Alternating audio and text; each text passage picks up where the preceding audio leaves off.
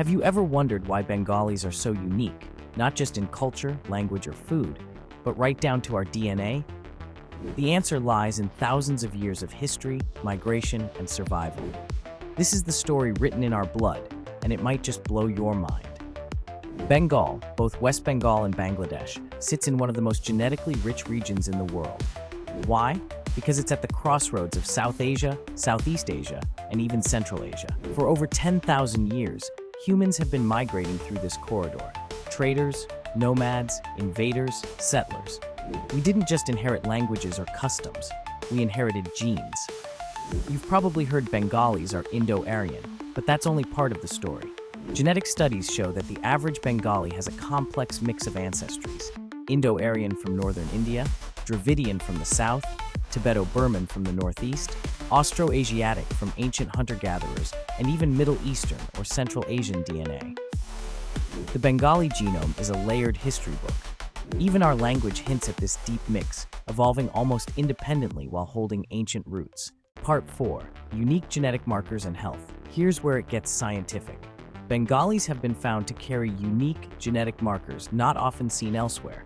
Higher carrier rates of beta thalassemia, a blood disorder, possibly due to evolutionary protection against malaria. Specific mitochondrial haplogroups that show maternal lines tracing back thousands of years across Asia. Genetic variants in lactose intolerance, metabolism, and even height that differ between West Bengalis and Bangladeshis due to slight regional differences. We're also part of studies on type 2 diabetes, since South Asians, especially Bengalis, are more prone to insulin resistance at lower BMIs. Part 5. History in the blood. Bengal has been conquered, colonized, and reshaped countless times. Each wave left its mark, from Mauryas and Guptas to Mughals, Pathans, and British colonials. But we didn't just absorb, we adapted.